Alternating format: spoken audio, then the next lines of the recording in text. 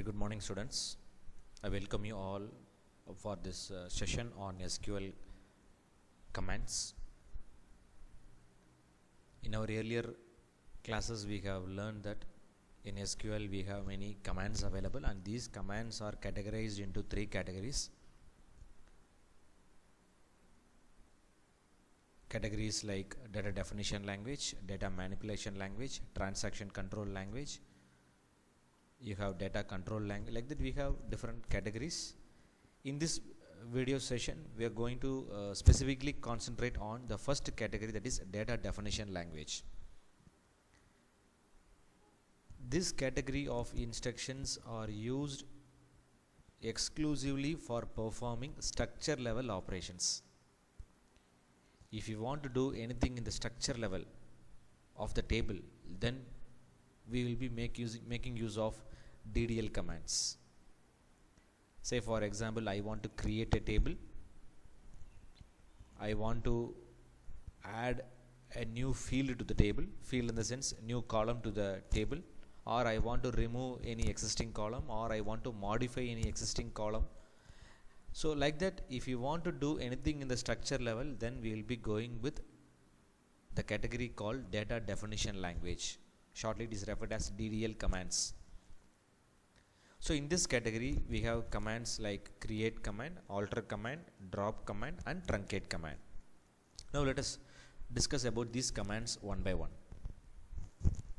Now for my entire session, I am just going to use this online tool called livesql.oracle tool. Okay, so this is an online tool where you can just practice all your SQL commands. Okay, fine. Now let us start with the first command, create command. So the syntax of using create command is create table followed by table name. Say for example, I want to create a table by the name called student. Okay, so create table name, then within bracket we have to specify the field names along with domain type.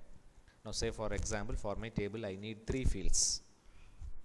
Okay, student roll number, name, date of birth. Let us also have one more field called roll number, or not, sorry, roll number, semester. Okay, so I need four fields. What are the four fields? Roll number, name, date of birth and semester. Okay, so let first field is roll number. Let its domain type be varchar of 5. Okay, domain type, it is very similar to of specifying the data type.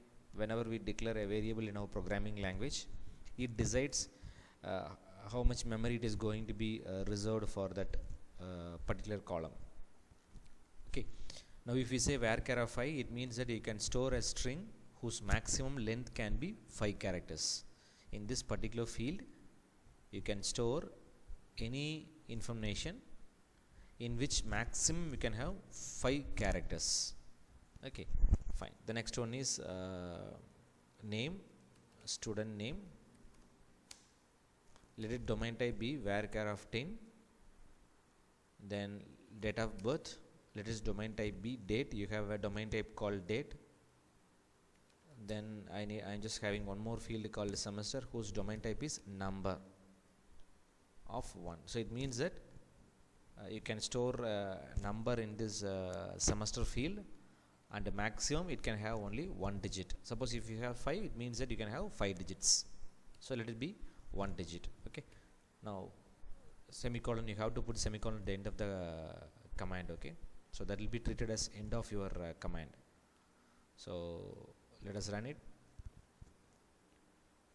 Now you can see a message that the table has been created. Now if you want to see the structure of the table, then you can give the command describe. Okay, so describe space table name.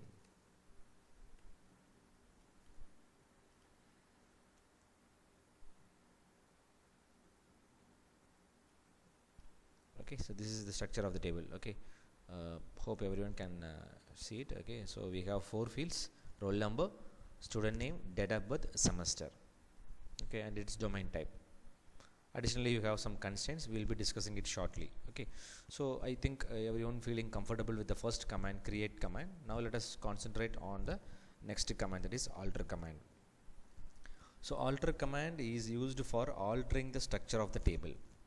When I say altering, it can be modifying any existing field, or removing any existing field, or adding a new field. I'll repeat the point once again. See students, if you say it is used for altering the command, in the sense altering the table, in the sense you can either modifying any existing field available in the table, or you can add a new field to the table, or even if you want, you can remove any field. Okay, now say for example, now I want to now I want to modify a particular field called roll number. Earlier it was varchar of 5, now I want to make it as varchar of 6, because roll number has 6 characters. So I want to modify this. Now how will you do that? You can achieve that by using alter command. So alter table name. Okay, so since you are going to modify, you are going to use the option called modify. Which field you are going to modify? I am going to modify roll number. Okay, and what is domain type? Varchar of 6. Earlier it was 5, now I want to make it as 6. That's it. Can you see here? The table has been altered. Even if you want to check it, you can check it by giving describe command. Okay, now can you see here, it has been changed as 6. The size has been changed as 6. So this is how you can use the modify command. The next command is, the next option is, let us consider that we want to add a new field. Okay, I want to add mobile number field. Earlier you don't have mobile number, now you want to add that field. So how will you add it? So alter table student add. You have to give the option as add. Earlier you have given the option as modify, now you have to give the option as add, since you are going to add a new field. Now what field you are going to add? You are going to add mobile. What is domain type? Number of 10. Okay.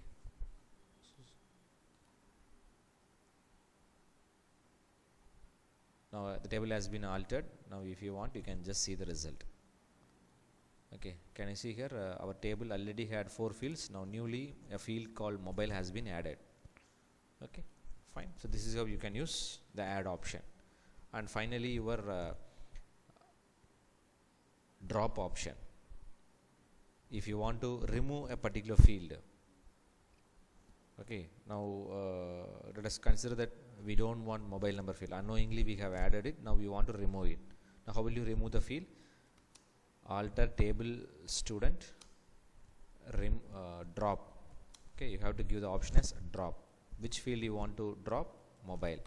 That's it. While removing a particular field, once again students,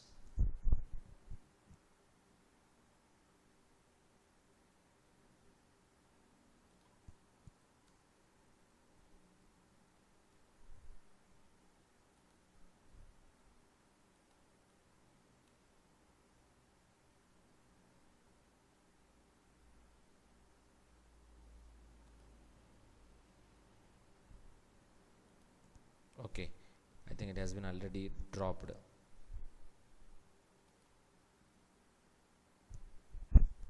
Okay, see here, field has been already dropped. Okay, so this is how you can use the alter command. So far we discussed about 2 commands, that is create command, alter command. Now let us see about drop command. So drop command is for removing the entire table. Okay, so drop can be used either as an option for alter command, or drop itself can be used as a command.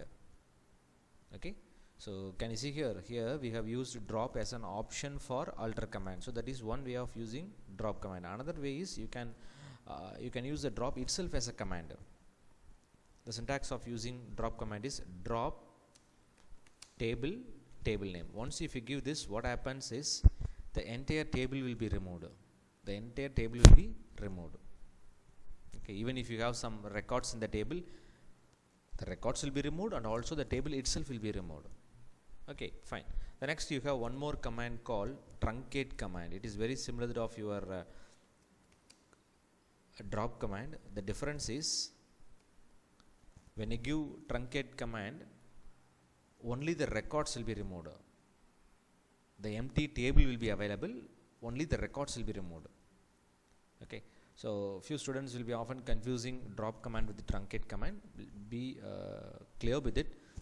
Drop is used for removing the records and also the table itself, but whereas truncate command is used only for removing the records. Say for example, I have created the table called student and I have 5 or 10 records in it. Now if you give drop table student, what happens? Only the 10 records will be removed. The empty table will be available. The table will be available. Is it okay, students? Is it okay, students?